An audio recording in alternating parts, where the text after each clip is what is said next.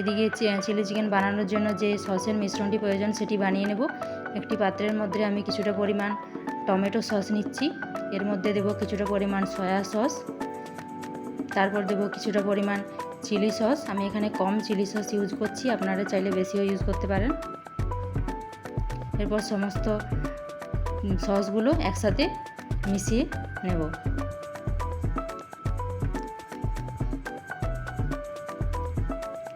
তো দেখুন সসের মিশ্রণটি রেডি হয়ে গেছে।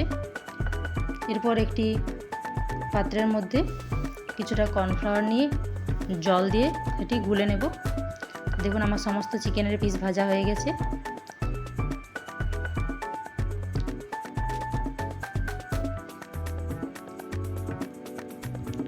এরপর গ্যাসের মধ্যে একটি কড়াই বসিয়ে নেব, তার মধ্যে কিছুটা অয়েল দিয়ে তার মধ্যে দিয়ে দিলাম কোচানো রসুন, তারপর দিয়ে দিচ্ছি পেঁয়াজ কুচি, এরপর দেব কিছুটা পরিমাণ আদা কুচি ও দেব লঙ্কা কুচি। এরপর আবার সমস্ত উপকরণ একসাথে মিশিয়ে 2 মিনিট মতো ভেজে নেব।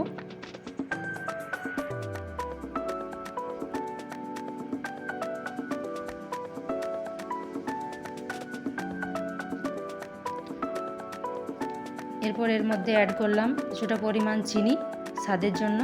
এরপর আমি যে পেঁয়াজগুলো ডুমো করে কেটে রেখেছিলাম সেগুলো দিয়ে দিলাম। এরপর দেব ডুমো করে কেটে রাখা ক্যাপসিকাম।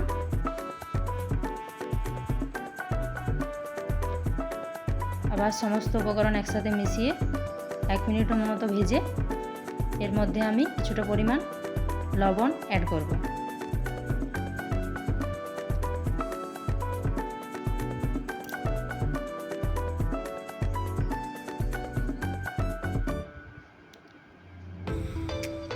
এরপর আবার সমস্ত কিছু আমি মিশিয়ে নেব।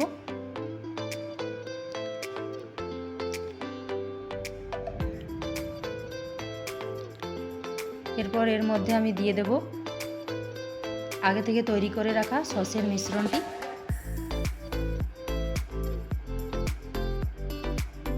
এরপর দেব যে আমি যে কর্নফ্লাওয়ার একটি বাটির মধ্যে গুলে রেখেছিলাম সেটি দিয়ে দেব। আবার সমস্ত কিছু একসাথে মিশিয়ে 2 মিনিট মতো এটিকে আমি ফুটতে দেব যাতে সসের গন্ধটি চলে যায়।